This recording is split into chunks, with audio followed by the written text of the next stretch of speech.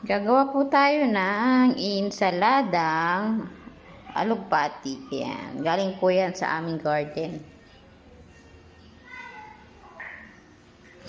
Sa aming munting garden, bagong pitas. Siyempre, kailangan natin siyang hugasan. Hugasan mabuti.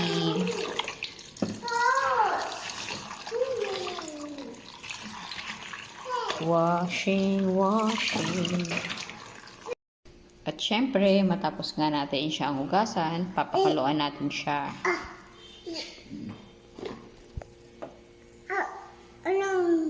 Kailangan natin siyang pakuluan.